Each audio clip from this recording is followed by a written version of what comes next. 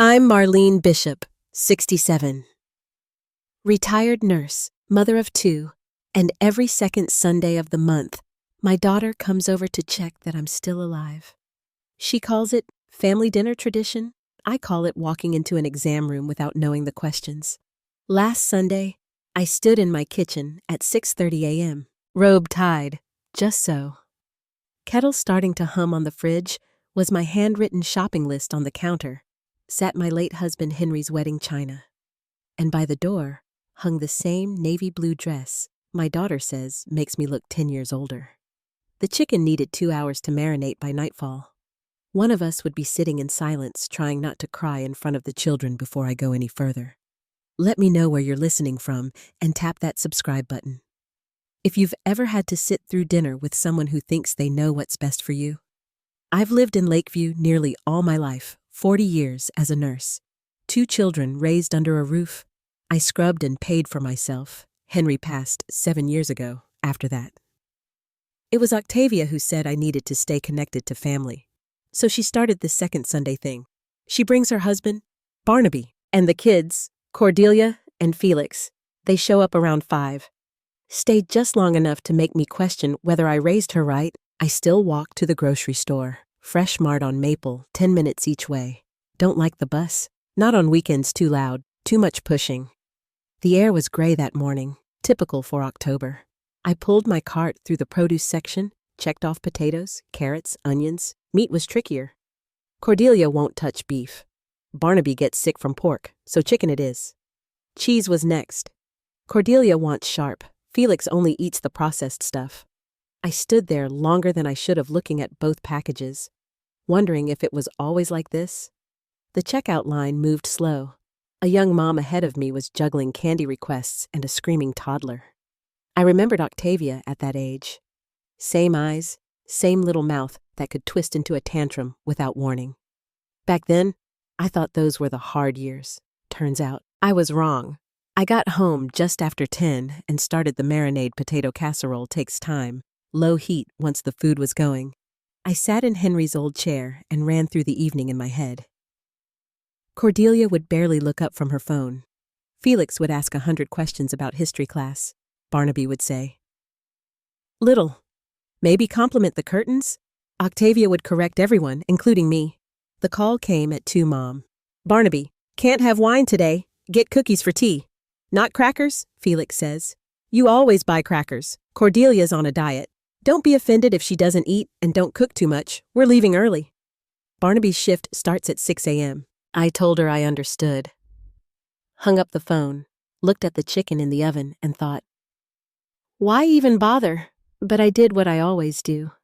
I dressed nice, put on that navy dress with the long sleeves, set the table with Henry's china, used the vase for garden jam, and just before 5, I heard the car in the driveway. Octavia stepped out first, gray coat heels too high for a Sunday. She kissed my cheek. Told me I looked tired. Barnaby shook my hand. Cordelia half hugged me with one arm, already scrolling on her phone. Felix leaned in close. "Grandpa's chair still here?" Octavia asked, scanning the room. "We told you it's time to get rid of it." I said nothing. I had no intention of moving that chair. They sat. Octavia critiqued the tableware, called it provincial. Said their set was Danish. I served the chicken golden tender. Felix asked for seconds. Octavia told him he was gaining weight. Cordelia broke her diet, and no one said anything. Then came the conversation about the house. Octavia had spoken to someone at a real estate office, said homes in our area were selling fast. She thought, maybe it was time. I downsized something with a concierge. Maybe assisted living. I carried the teapot into the kitchen, counted to 10, brought out the good cups, the cookies. She asked for the jam. She never eats back at the table. Just as I turned from the kettle, I saw her. A flick of her wrist, a packet tipped into my cup. Her eyes scanned the room, then met mine. I poured the tea slowly. Then I waited. I lifted my cup and pretended to take a sip, letting the steam brush my face. Octavia's eyes were on me again, steady this time. She glanced away just as quickly, but the damage had already been done. I'd seen what I'd seen, her slipping something into my tea the moment she thought I wasn't looking. There was no smell, no color change. Whatever it was, it dissolved instantly. I set the cup down carefully, fingers resting against the porcelain, as if it were just any other evening. The conversation around the table had shifted to work talk. Barnaby was explaining something about a new machine at the plant the kids were finishing their cookies, and Cordelia had finally looked up from her phone. No one seemed to notice anything unusual, except Octavia. She kept checking my cup, waiting. Then Barnaby said his tea was weak. He reached across the table toward mine. "I'll try yours, Alba," he said, already lifting the cup from my place. "No, don't." Octavia said, her voice too quick. "She added sugar," she added with a nervous smile. "You don't like it sweet." "It's all right," he said, shrugging. "Just a sip." I beat him to it, picked up his untouched cup, and handed it to him. "Let's switch," I said. "Maybe yours will suit me better." Octavia's face went still. Her eyes darted to her husband, then back to me. I could feel her waiting, calculating. Barnaby took a sip, made a pleased sound, and kept talking. I drank his tea in silence. 15 minutes passed. Felix was explaining his history project now. Cordelia asked for another cookie. The evening had found a rhythm again. But I didn't take my eyes off Barnaby. He was in the middle of a sentence when he stopped. His hand went to his stomach. His forehead creased. "You all right?" I asked. "Stomach hurts," he muttered. "Came on fast." Octavia leaned forward. Her voice was light, but her hands were clenched. "Maybe he ate something bad," she said. "Mom was the chicken fresh. It was bought yesterday," I said, already collecting plates. "Fresh as can be." Barnaby tried to stand, but he had to sit again. His face was pale. Cordelia wrinkled her nose at the sounds coming from upstairs. Octavia hovered between rooms, wringing her hands, offering guesses and half-formed concerns. Felix looked nervous. No one knew what to say. I stayed calm. I'd spent 40 years working double shifts on the ward. This was nothing new. "I'll check the medicine cabinet," I said. "See if we have anything that'll help."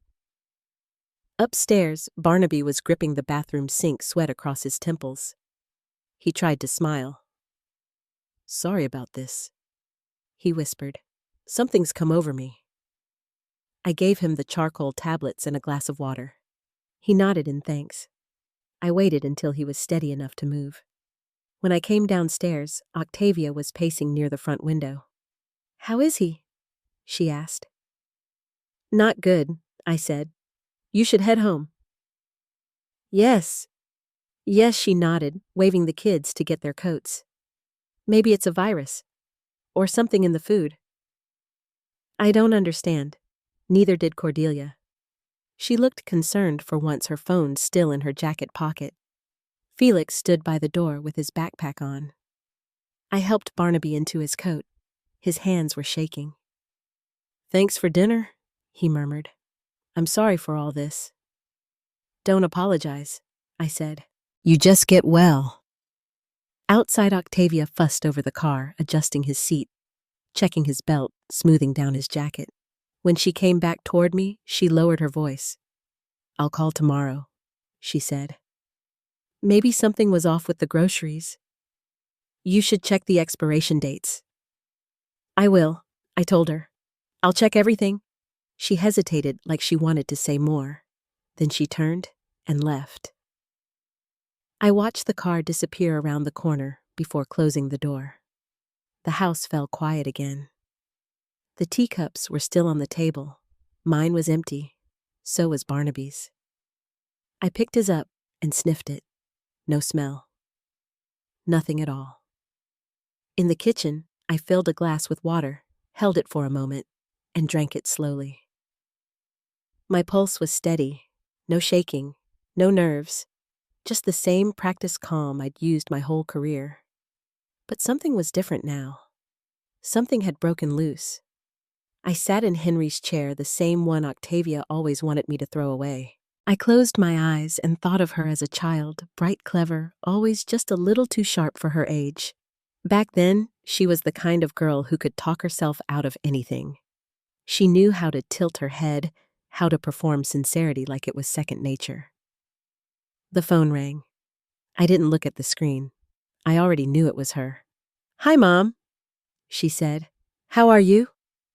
"Fine. Barnaby's doing better," she added. He rested. It must have been something he ate. "I'm glad. I thought maybe you felt off too. After dinner." "No. I'm fine." "Good," she said quickly. "I was just worried. You know, at your age, even a little stomach thing could be serious." "At my age," I repeated. "I didn't mean it like that," she said. "I'm just thinking of you." "I see." There was a pause. She expected me to soften. I didn't. "Well," she said after a beat, "maybe next time we'll bring dessert. The kids miss you. I'll let you know." After the call ended, I sat with the phone still in my hand. Octavia didn't know what I had seen. That was clear. She was fishing for clues, trying to find out if I knew what she'd done. But I wasn't going to make it easy for her. Let her wonder. The dishwasher hummed in the background.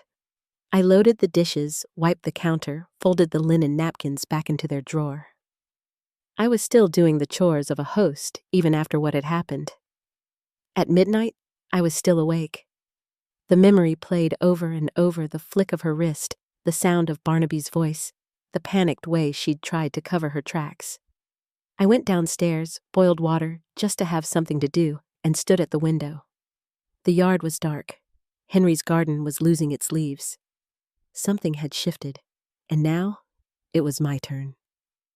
The next morning, I knew what had to be done. The next morning, I sat at the kitchen table with a mug of weak tea and the Sunday newspaper still folded on the counter. The light outside was gray and still, same as the day before.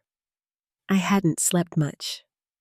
I couldn't stop thinking about what Octavia had done, or maybe what she had become. Something about the silence of the house made it worse. No footsteps upstairs, no Henry humming while fixing the gutter. Just the quiet tapping of the kitchen clock. I went upstairs to get dressed and stopped in the hallway staring at the family photos lined along the wall. There was one of Octavia in second grade holding a spelling bee ribbon and smiling like she already knew she'd win the next one. Another from the fall carnival, her curls pinned with plastic bows, pink cheeks, her hand in mine. Back then, she'd climb into bed next to me when she was scared and ask if I'd still be there when she was grown. I stepped into the bedroom and sat on the edge of the bed. The memory kept circling, the way she'd reached into her purse, poured something into my cup, then looked me in the eye like nothing had happened. I couldn't make sense of it. Not entirely, but I didn't need to understand her to know it had happened. That part was certain. She'd meant to humiliate me quietly in front of my grandchildren. A little scene just subtle enough to prove I couldn't be trusted to live on my own. Except the plan had backfired, and Barnaby had paid the price. I opened the closet and pulled down the storage box from the top shelf. Inside were the old letters, report cards, hand-drawn cards from Mother's Day. I found one from when Octavia was maybe 10, a stick figure of me in an apron, a note at the bottom in purple ink. "You make the best casseroles, and I want to be just like you." I ran my thumb over the paper. That version of her had once existed. But somewhere along the way, something shifted. By late morning, I was out in the garden. I didn't need anything from the soil, it was already too cold for growing, but I pulled on my gloves and started clearing the beds anyway. Just something to keep my hands moving. Henry used to say that quiet work made a clear head. He was the one who started the garden when we first moved in. Said every yard needed roots you could eat and trees you could lean on. The rose bush along the fence had been his favorite. I trimmed back the dead branches and laid them in a pile near the shed.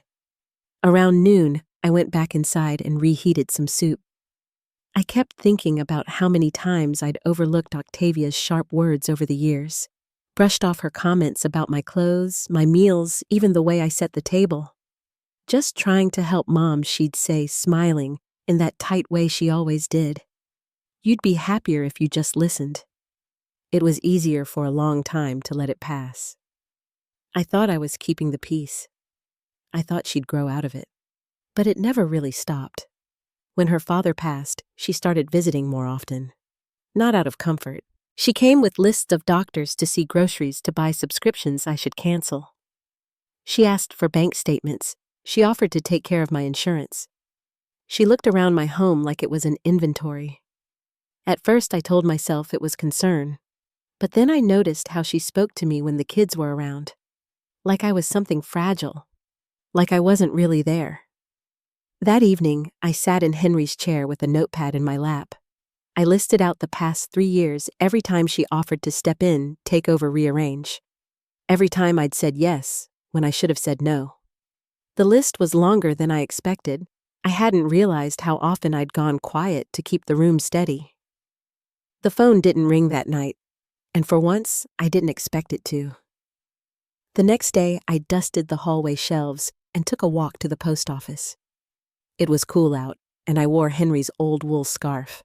On the way back, I passed the elementary school, where Octavia used to line up by the chain-link fence every morning. I remembered packing her lunch in a paper bag and walking her halfway, watching her bounce along with her backpack swinging at her side. She was always in a hurry, always out ahead of me. I stopped at the corner and looked up at the sky. There wasn't anything dramatic about the moment, no sudden breeze, no burst of feeling. Just a quiet understanding. I couldn't change her. I couldn't explain away what she'd done, but I could stop pretending. I could stop making room for it. When I got home, I opened the drawer in the office and pulled out the folder labeled Mortgage, Octavia. Inside were the original loan documents, my co-signature, and a copy of the check we'd written 3 years ago. $75,000 from Henry's pension account, plus a guarantee on the remaining balance. At the time, Octavia had said it was just until she and Barnaby got on their feet. She promised to pay us back $5,000 a year. That first year, she sent 10. After that, nothing. I sat at the desk and read through the terms. If I wanted out, I had to file in writing. The bank would notify the borrowers. The loan would be reevaluated. If their income didn't meet the requirements, they'd have 30 days to refinance or pay the full balance. Otherwise, the property could be put up for sale. I folded the papers back into the envelope and returned them to the drawer. Not yet, but soon. Before I turned in for the night, I wrote a short list on a piece of scrap paper and tucked it in my pocket, 3 errands for the morning, and one reminder at the bottom, in block letters. Do not keep pretending. Then I turned off the light. I didn't know exactly how this would end, but for the first time in a long while, I knew I'd no longer be waiting for someone else to decide it for me. Tuesday morning came with frost on the windows and a heaviness in the air that made the whole house feel still. I stood at the kitchen counter, tying a soft blue scarf under my coat collar and smoothing it flat. The leather folder was on the table, zipped shut, holding the documents I'd reviewed 3 times the night before. I'd packed them carefully, my income statement, the original loan file, and the form I'd printed and filled out in neat block letters. Henry's old pen had made the signature feel heavier than it should have. I poured a small thermos of tea, not because I needed it, but because the ritual of packing something to take along felt familiar. I'd done the same thing when I worked early shifts at the hospital, tea notebook sweater over my arm. There was comfort in being prepared. By 8:15, I was locking the front door behind me. The air was sharp, and the sun hadn't quite cleared the rooftops along Maple Street. I walked past the fire station and the corner drugstore and waited at the bus stop, gloved hands folded over the folder resting on my lap. It was a short ride downtown, maybe 15 minutes, but I wanted time to think. The bank building stood 2 stories tall in red brick, with tall arched windows and a brass-trimmed sign that read, Lakeview Trust. The inside smelled faintly of polish and paper, and the floors gave a soft click beneath my heels. A young woman at the desk greeted me with a smile and pointed me to Office 5, where a brass plate read, James Whitfield Mortgage Services. He stood as I entered middle-aged pleasant-face gold ring on his left hand, wire-frame glasses perched low on his nose. Mrs. Bishop, he said, extending a hand. Please come in. I shook his hand and sat across from him. How can I help you today? I'm here to submit a withdrawal of guarantee on a home loan, I said. The mortgage was issued in March of 2022. My daughter and her husband are the borrowers. My late husband and I co-signed. He raised his eyebrows but said nothing. He typed a few things into his system, glanced at the screen, then nodded slowly. Yes, I see. Marlene Bishop and Henry Bishop as guarantors. Borrowers, Octavia and Barnaby Reynolds. Balance remaining $228,000. He paused, then looked at me over the top of his glasses. Mrs. Bishop, I'm obligated to ask, are you aware of what withdrawing this guarantee may trigger? I am. If your daughter and her husband cannot qualify for the loan independently, the bank may call for full repayment or reassess the mortgage terms. That could result in the house being sold even at auction. I nodded. I've read the agreement. I understand. He looked at me for another few seconds before gently sliding a blank form toward me. In that case, let's get started. I handed him the one I'd already completed. He read it over, checked the loan number, and quietly said, This is in order. He copied my ID and income documentation, scanned the signed withdrawal form, and placed each paper back into a neat stack beside him. We'll need up to 7 business days to complete our internal review. The borrowers will receive notice by mail. If the bank determines the loan cannot stand without a guarantor, they'll have 30 days to resolve it, refinance, repay, or provide a new sponsor. Understood? If they can't meet one of those conditions, the property may be listed for foreclosure. Are you certain you'd like to proceed? Yes, I said quietly. He nodded, signed the bottom of the processing slip, and stamped the corner with the date. You'll receive confirmation of submission today, and a final decision from the bank by next week. I stood and offered my hand again. Thank you for your time. He didn't try to stop me. Didn't ask why.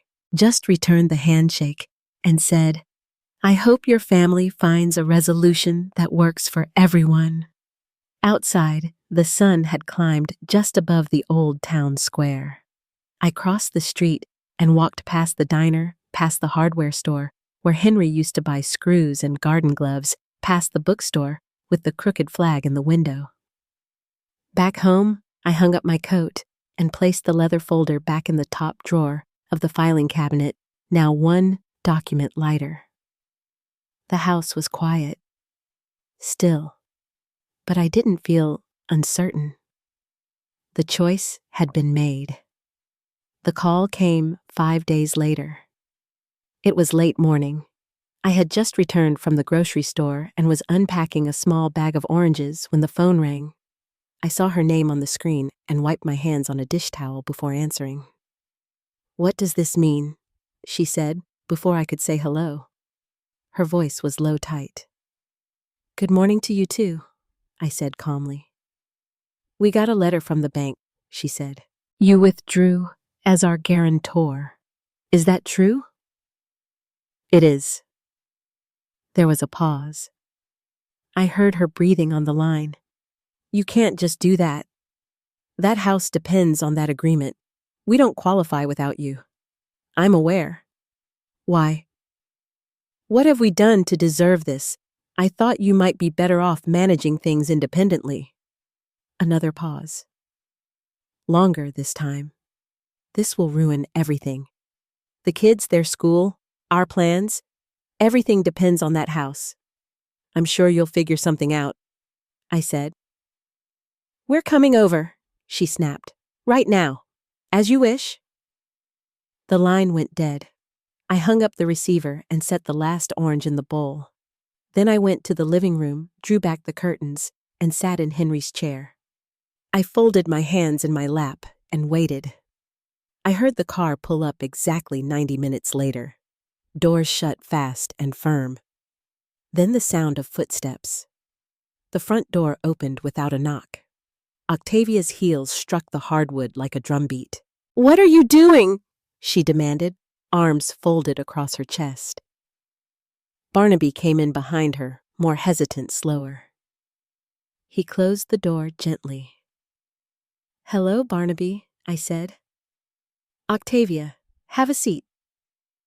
"I'm not sitting down," she said. "You're going to explain what's going on here." "I believe the letter explains it clearly. You know we can't qualify on our own.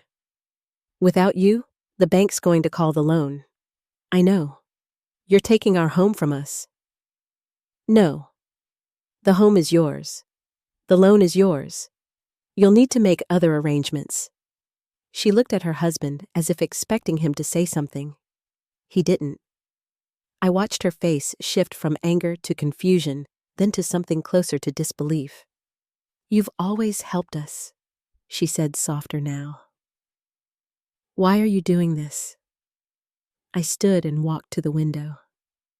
Outside, the sky had turned pale. Leaves blew in slow circles across the lawn. "Something changed," I said, and I decided it was time to change with it. I didn't say more. Not yet.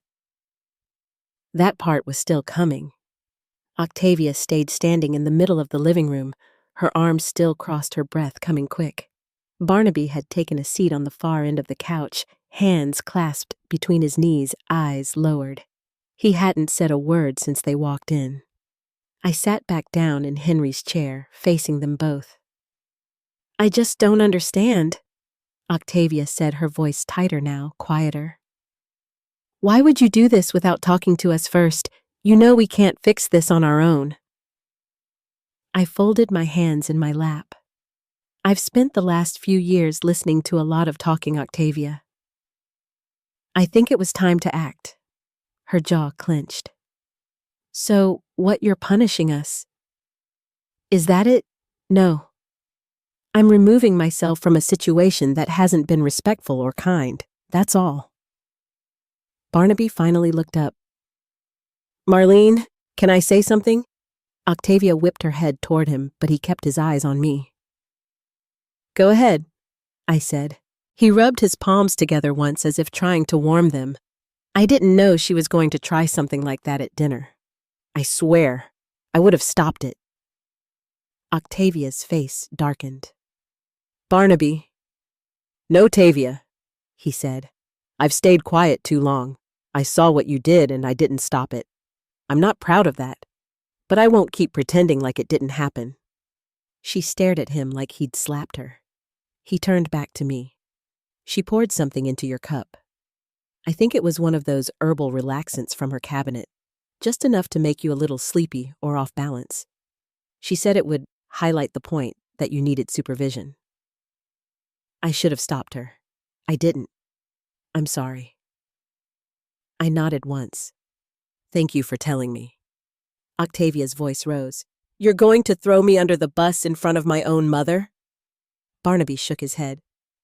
"You threw yourself there when you started treating her like a problem to solve." She let out a dry laugh. "And you think now you're the hero. You've been perfectly fine, benefiting from her money and her name on that loan." "I'm not saying I haven't," he said, "but I'm saying it stops here. She's done more for us than we deserved, and we repaid her with that." He looked down at the floor again. The room went quiet for a moment. Octavia took a step toward me. "So, what happens now? You just leave us out to dry. You know the kids love that house. You know this will upend everything." "That house was supposed to be temporary," I said softly. "A stepping stone, not a finish line. You both promised to pay it forward, and you stopped after 1 year. We had expenses, and I had trust," I said, "which I loaned to you, and you spent it." She blinked. Her mouth opened slightly, but no sound came out. Barnaby stood slowly. We'll figure something out. I don't know how yet, but we will. Thank you for everything you've done, even if we didn't show it the way we should have." I looked at him and gave a small nod. Octavia didn't follow him to the door. She stayed standing by the bookshelf, her hand resting on the spine of a hardcover she'd never read. Before he left, Barnaby turned back to me. "There's something else I think you should know about the accounts." I raised my eyebrows. "She's been making inquiries." "Quiet ones, about your estate, about your will." Octavia snapped. "That's enough." But Barnaby didn't stop. I didn't think much of it at first.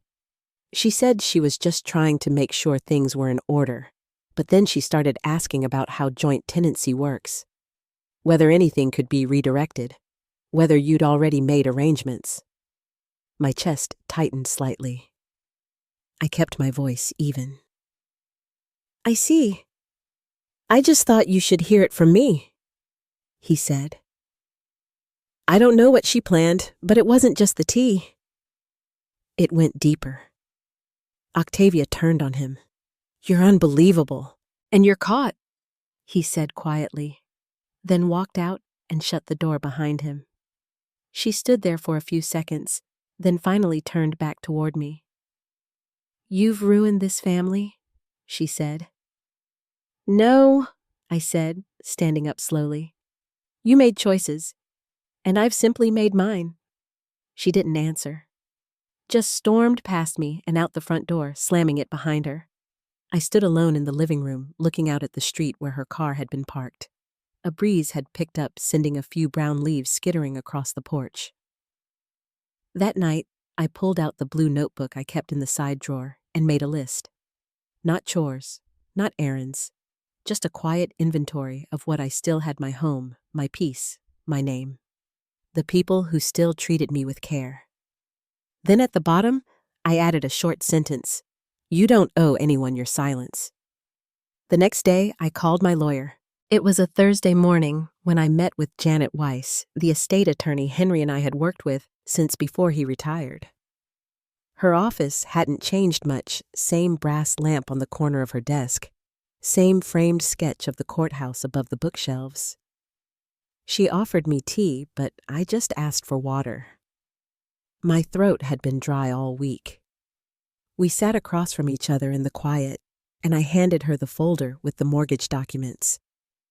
"I need to remove myself from this arrangement," I said. "Not tomorrow, now." She glanced through the pages, flipping each one slowly, her pen resting between her fingers. "That's within your right," she said. "Since your name and credit secured the loan, and you fulfilled the original guarantee period, you'll need to file a formal notice with the lender. Once that's submitted, they'll issue a reevaluation. If the other borrowers can't carry the loan on their own, they'll have to sell." I finished. Janet nodded once. "Or refinance under their own terms." I hesitated before speaking again. "There's something else. My son-in-law mentioned my daughter had been asking questions. About estate law, about ownership. Do you have a will currently on file?" "Yes, updated last year after I turned 78. It names my grandchildren as direct beneficiaries." Janet opened a file on her computer and pulled it up. "It's intact. No changes made since we finalized it together. If she attempted to make inquiries, they weren't through this office." I sat back in the chair, resting my hands in my lap. Janet paused, then looked at me carefully. "Has anything happened that makes you believe she might try to access funds prematurely?" "She's taken liberties," I said. "And she's used my name in ways I didn't approve." That's when I told her about the utilities. How I'd found my phone bill and water bill rerouted to a payment center under Octavia's name. How I'd gone to the pharmacy and been told my insurance provider had changed. I hadn't done any of it, but it was done all the same. Janet leaned forward. "Do you have a power of attorney in place?" I shook my head. "Henry and I always meant to draw one up, but we never did." Janet opened her desk drawer and pulled out a form. We'll get this signed today. You'll name someone you trust. That will lock her out of any future attempts if she tries again." She slid the document across the desk. I hesitated. "Can it be someone who isn't family?" "Of course. It can be a neighbor, a friend, even this office if you prefer." I nodded slowly. "Then I'll name Gloria." Gloria Hadley lived 2 doors down. We'd gardened side by side for 18 years. She'd never asked for anything, never offered more than I needed, and never judged. Just steady presence and peach cobbler when the summer got hot. Janet made a note and moved on to the next item. "I'd also recommend locking your credit. If she's using your information, I've already done it." Janet gave a quiet smile. "Good. You're ahead of me then." We spent the next hour reviewing my records. Everything that had my name, every shared account, every loose thread left from the years Octavia had helped with my finances. There were things I hadn't even realized were still open: an old travel rewards card with my social security number listed as the backup and automatic withdrawal to a storage unit I hadn't visited since 2015. By noon, the paperwork was in motion. I'd signed the release on the mortgage. I'd designated a new power of attorney. I'd added a security lock on my estate file and updated all my contact numbers with the bank. When I left the office, the sky had darkened. It wasn't raining, but the air was thick, and the trees along the sidewalk rustled like they'd been waiting for something to break. Back home, I set the new documents in the fireproof box in the hallway closet and turned on the kettle. I didn't call Octavia. I didn't feel the need to. If she checked the bank in the coming days, she'd see the alerts. If she looked for access, she'd find the door locked. That weekend, Gloria came by with a slice of apple pie in a paper box. I handed her a sealed envelope. "What's this?" she asked. "Just something official. I've listed you as my power of attorney. Nothing dramatic, just in case." She blinked, surprised, then nodded slowly. "All right. You sure?" "Yes." She sat with me for a while. We didn't talk about family. We just drank tea and watched the neighborhood kids ride their scooters down the sidewalk. On Monday morning, I received a notification from the bank. The joint account Octavia had set up under my name had been frozen due to unauthorized activity. A transaction for a luxury appliance store had triggered a flag. When I called, the clerk confirmed that Octavia had used a copy of my signature from a previous wire authorization to try and secure credit. They asked if I wanted to press charges. I told them to leave the account locked and send a notice to all involved parties. The message would be clear enough. By the end of the week, Barnaby called. His voice was quieter than before. "She's angry," he said. "Says you've embarrassed her. Says the kids are going to suffer because of your pride." I let the words settle before I responded. The kids are resilient, and what they need most isn't a house with 4 bedrooms. It's a mother who tells the truth. He didn't argue. Before we hung up, he added, "She's planning something. She won't tell me what. But she's not letting this go." I stood by the window, watching the maple leaves curl in the wind. "Let her plan," I said. It started with a letter. Thick, cream-colored envelope. No return address. Postmarked from a few towns over. I almost didn't open it, thinking it might be one of those flyers that pretends to be official. But the paper inside was heavy, stamped with a gold seal and typed neatly in black ink. The title at the top read, "Notice of Petition in Re-Estate of Edith Wembley." I sat down slowly at the kitchen table, the sun coming in low across the linoleum floor. My reading glasses slid down the bridge of my nose as I reread it line by line. Octavia had filed a petition in probate court. She was contesting the estate documents I'd put in place, claiming I wasn't of sound mind when I filed them. That Gloria had coerced me. That I had been manipulated into changing my will and cutting Octavia out unfairly. I held the paper still, though my hand trembled. Not because I was afraid of losing, but because it confirmed something I had hoped maybe foolishly wasn't true. That my own daughter had drawn the line not at dishonesty, but at betrayal. The hearing was set for the following Friday. I called Janet. She picked up on the second ring. "I figured you'd be calling," she said. "I've already seen the filing. We'll respond formally today. But don't worry. We've documented every step." She explained the process. How Octavia would need to present evidence of my supposed incompetence. How witnesses might be called. How any past actions of hers, especially those involving financial missteps, would be fair game in open court. I listened quietly, then asked, "Can we make the hearing public?" Janet paused. "It already is." The courthouse was a pale brick building with a white clock tower. I'd walked by it 100 times on my way to the post office or the library, never thinking I'd be sitting inside it at this stage in life. But that Friday morning, I put on my navy suit, the one I'd worn to Henry's memorial, and I rode with Gloria to town. The courtroom was smaller than I expected. A dozen wooden benches, an old ceiling fan turning slowly overhead. Octavia sat at the front beside her lawyer, wearing a gray skirt suit and looking everywhere but at me. Barnaby wasn't there. The judge was a tall woman in her 50s, calm, sharp. She opened the proceedings, reviewed the documents, then turned to Octavia's side.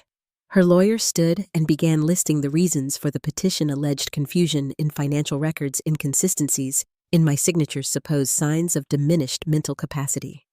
He spoke smoothly, never raising his voice, but with a tone that made it sound like he was gently protecting me, as if I were some fragile object someone else had damaged. Then it was our turn. Janet rose, slowly adjusted her glasses, and started with the timeline. Every document, every notarized form, every recorded phone call I'd made to the bank, to the lender, to the Social Security office. She handed over printed records of Octavia's unauthorized transactions, statements showing my locked credit accounts, the police report I'd filed when I discovered the forged appliance purchase, the pharmacy logs showing an insurance change request submitted from Octavia's home computer. Then Janet called Gloria to the stand. She walked up calmly, hands folded in front of her, and swore in. Janet asked, "Have you ever coerced or manipulated Mrs. Wembley into changing her estate documents?" "No," Gloria said simply. "Have you ever encouraged her to exclude her family?" "No." "Can you describe her mental state on the day she signed the new power of attorney?" Gloria nodded. "Clear, decisive. She told me it was time to take her name back. That's how she put it." Janet thanked her. The judge made a note. Octavia's lawyer tried to object, said the language was too emotional, but the judge overruled him. Then I was called. I walked slowly to the stand, not because I was frail, but because I wanted each step to count. I looked only at the judge, not at my daughter, and answered each question with plain words. Yes, I understood what I signed. No, I was not confused. Yes, I had been taken advantage of. And yes, I had chosen of my own free will to protect myself the only way the law allowed. At the end of it, the judge asked me directly, "Mrs. Wembley, is there anything else you'd like to say?" I looked down at my hands, then up again. My husband and I raised our daughters to believe that hard work mattered more than inheritance, that love wasn't owed, but earned. I wish it hadn't come to this.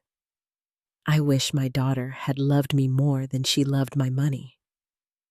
But I can't wish away the truth. The courtroom was quiet when I stepped down. After closing arguments, the judge took only 15 minutes to return. She ruled in my favor. Petition denied. All documents to remain valid. Case closed. When we exited the courthouse, Gloria offered to take me to lunch, but I said I needed some air first. I walked around the block, past the bakery where Henry used to buy lemon tarts on Saturdays, and paused outside the park, with the fountain shaped like a swan. My phone buzzed. A message from Barnaby. "I'm sorry, I didn't know she was going to do that. I didn't support it. I didn't reply. Instead, I walked to the bus stop, sat on the bench under the trees, and let the sunlight fall across my lap. The following Monday, I walked down the front steps of my house without a cane or a coat, even though the breeze still had that early spring chill in it. The yard was quiet, except for a pair of finches fluttering near the oak. I bent to pull a few weeds from the flower bed by the porch. My knees complained, but I didn't mind. The lavender had started blooming again, small and steady. That always gave me comfort. It bloomed whether I noticed or not. Gloria stopped by around noon with lemon scones and a new book tucked under her arm. She stayed for tea, then left me with a quiet smile and her usual gentle check-in. "You know where to find me." I did. I'd seen neither Octavia nor Barnaby since the court hearing. No more letters, no calls. Just that one message from him still sitting unanswered on my phone. I read it once more a week after the hearing, then deleted it. Not out of anger, but because I didn't need it anymore. That Sunday I stood in the back pew of St. Paul's and listened as Reverend Lane read from Proverbs, "She is clothed with strength and dignity. She can laugh at the days to come." And I remember thinking, maybe I am. I still kept my afternoon walks. The same route through the neighborhood past the rose garden and down to the park where the swan fountain glinted in the sunlight. Some days I'd bring day-old bread for the birds. Other days I just sat watching young parents push strollers and kids race past with grass-stained knees. Life went on, not in spite of everything, but because of it. One morning in late April, I got a letter from the bank confirming the last of the accounts had been restored. The fraud cases were closed. My documents were secure. Everything was finally in my name again. My accounts, my mortgage, even my utilities. It was strange how such a small envelope could hold so much peace.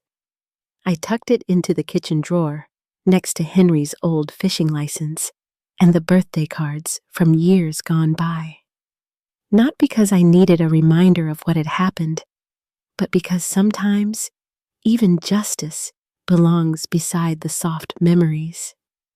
Not as a wound, but as proof that you came through the fire. I don't know if Octavia will ever come back, or if Barnaby will try to rebuild anything. I'm not waiting for them to. The door isn't locked, but I'm no longer standing beside it.